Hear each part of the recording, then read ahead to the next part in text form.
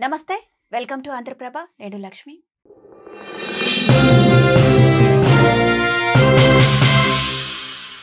Senior journalist RSU పూర్వ విద్యార్థి భరద్వాజ గారు మనతో ఉన్నారు. సార్ నమస్కారం. నమస్తే. ఇప్పుడు ఈ మావోయిస్టులందరూ లొంగిపోతున్నారు.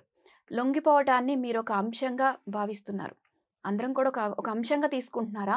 లేదనంటే పార్టీలో సైద్ధాంతిక విభేదాలే కారణమంటారా? మీ అభిప్రాయం ఏంటి? అంటే పార్టీలో కొంతమంది వ్యక్తులు సాయుధ పోరాటం విరమించాలి అని మాట్లాడుతున్న మాట వాస్తవమే. హ్మ్.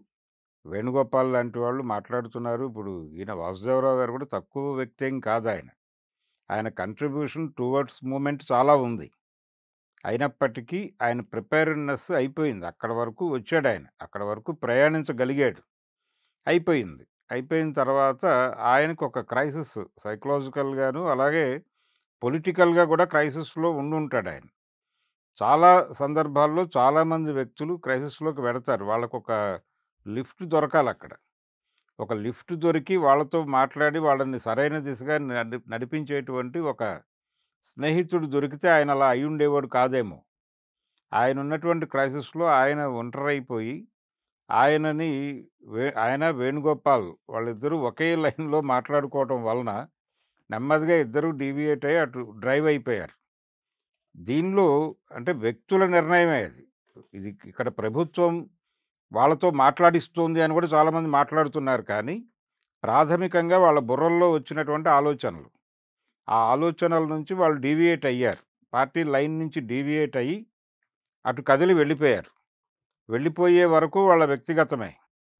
ఎప్పుడైతే వాళ్ళు ప్రభుత్వంతో చర్చలకు వెళ్ళారో, లొంగిపోతాము అనే మాట మాట్లాడారో, అక్కడి నుంచి ప్రభుత్వం వీళ్ళతో మాట్లాడించడం మొదలుపెట్టింది. అప్పటి వరకు వీళ్ళు వ్యక్తులే. అప్పటి వరకు వీళ్ళు మావోయిస్ట్ పార్టీకి సంబంధించిన ఒక చిన్న లైన్ డీవియేషన్‌తో ఉన్నవాళ్ళే.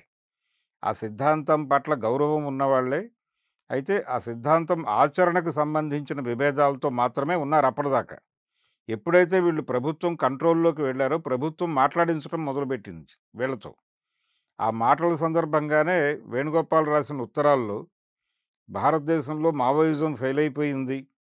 అసలు చైనా పద్ధతి, రష్యా పద్ధతి ఏమిటి, భారతీయ పద్ధతి అనేది ఒకటి ఎమర్జ్ చేయటంలోనే మనం ఫెయిల్ అయ్యాం. 50 ఏళ్ల నుంచి మనం చేస్తున్నవన్నీ తప్పులే. అంటే పీపుల్స్ వార్ ఆవిర్భావం నుంచి, కొండపల్లి సీతారామయ్య, కేజీ సత్యమూర్తి నుంచి మొదలుపెట్టి ఇప్పటివరకు మనం చేసినవన్నీ తప్పులే అని మాట్లాడటం మొదలుపెట్టారు.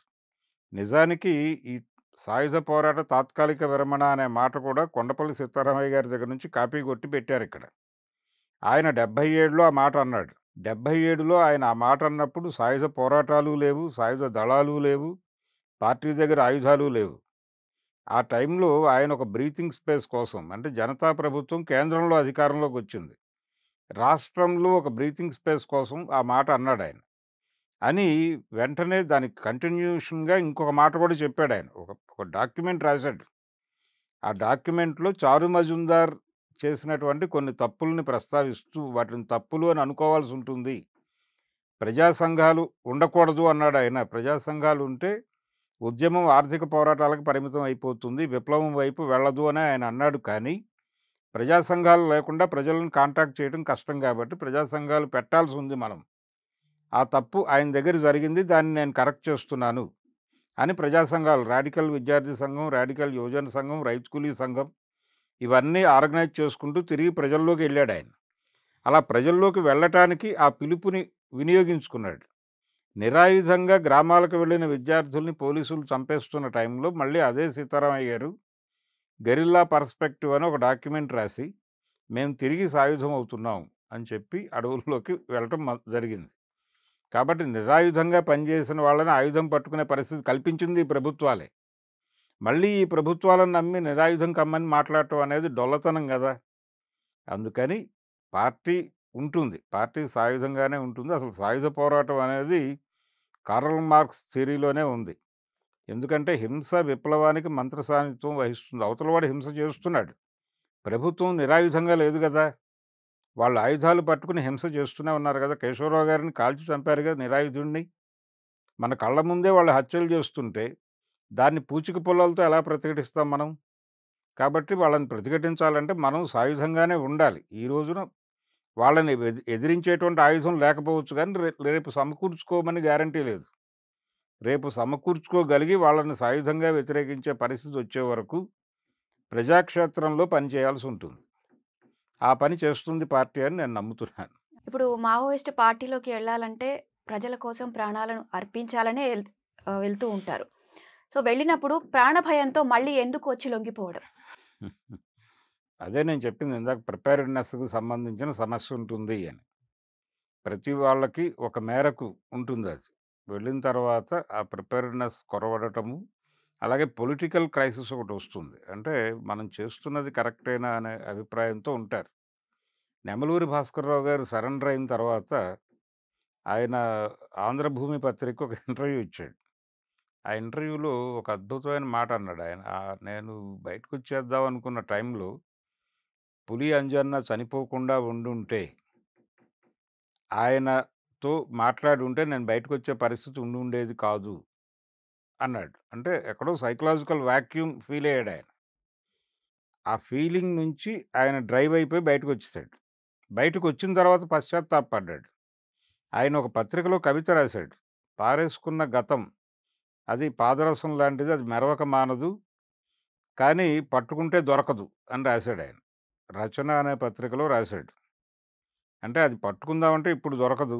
కానీ అది మెరుస్తూనే ఉంటుంది. నేను పారేసుకున్న గతం అది అని చెప్పి బాధపడ్డాడాయన. ఇలా బయటకొచ్చి క్రైసిస్ అనుభవించిన వాళ్ళు చాలామందున్నారు. సీతారామయ్య గారు ఉద్యమం నుంచి బయటకు వెళ్ళిపోయి అంటే ఆయన వృద్ధాప్యంతో బయటకొచ్చేసాడు. వచ్చేసిన తర్వాత ఆయన వాళ్ళ మనవరాళ్ళ ఇంట్లో ఉంటూ గూడా నిరంతరం అవే డ్రీమ్స్‌లో ఉండేవాడాయన. అంటే సైకలాజికల్ ఆయనకి చిన్న మానసిక ఇబ్బందులు మొదలైనాయి.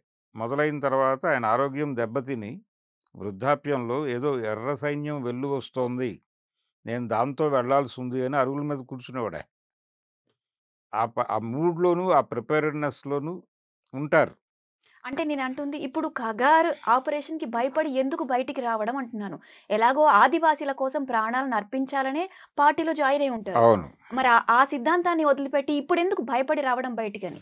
భయపడి రావటము అనేది తప్పే.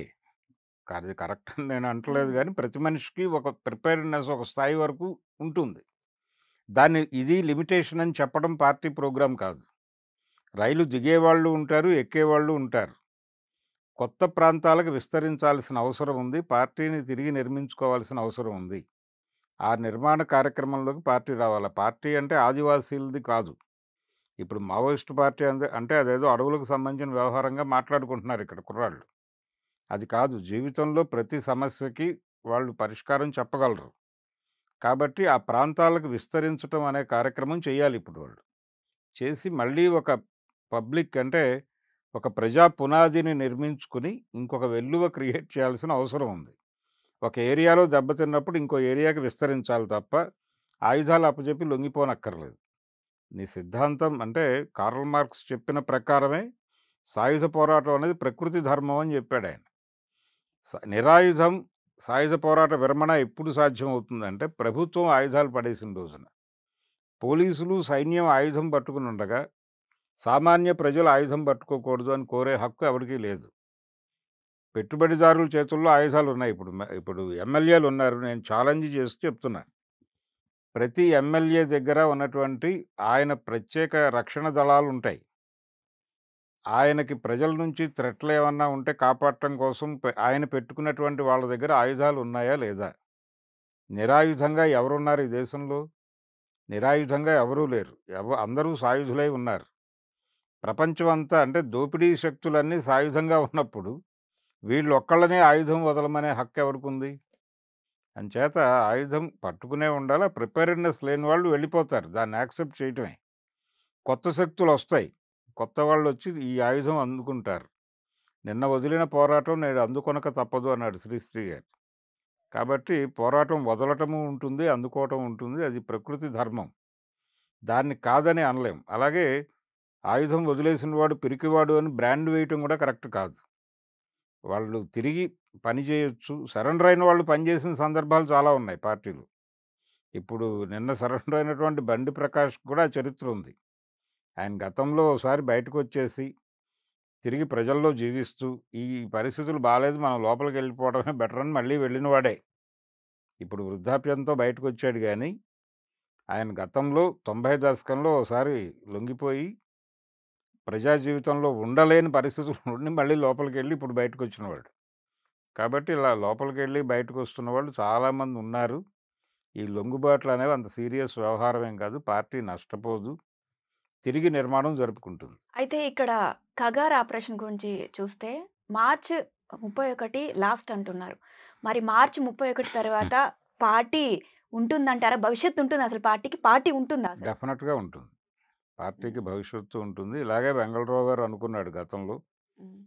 ఆయన కలగానే మిగిలిపోయింది. ఇప్పుడు అమిత్ షా గారి కల కూడా కలగానే మిగిలిపోతుంది. ప్రజలకి సమస్యలు లేకుండా చేయాలి. మావోయిస్టులను చంపడం అనేది మీ ప్రోగ్రామ్‌గా అనుకుంటే మీరెప్పుడు ఫెయిల్ అవుతారు.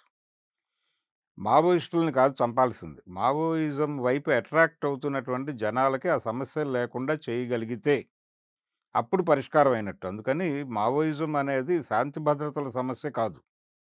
అది సామాజిక సమస్య. దాన్ని శాంతి భద్రతల సమస్యగా చూసి మీరు ఆయుధాలని, సైన్యాన్ని అడవులకు పంపించి క్లీన్ చేసేద్దాం అనుకుంటున్నారు. అలా కుదరదది. మీ విధానంలోనే లోపం ఉన్నప్పుడు అది నిర్మూలించగలగటం అనుకునే మీ కల నెరవేరదు. కాబట్టి మావోయిస్టు పార్టీ ఏమీ కాదు. అది ఎక్స్‌పైర్డ్ అయ్యే పరిస్థితి లేదు. 31 కాదు. ఇంకొక 100 ఏళ్ల తర్వాత కూడా ఈ సమస్యలు పరిష్కారం కాకపోతే అది ఉంటుంది. ఈ సమస్యలు పరిష్కారం అయిపోతే అది అంతర్ధానం అయిపోతుంది. Okay sir. Thank you so much sir. Thank you.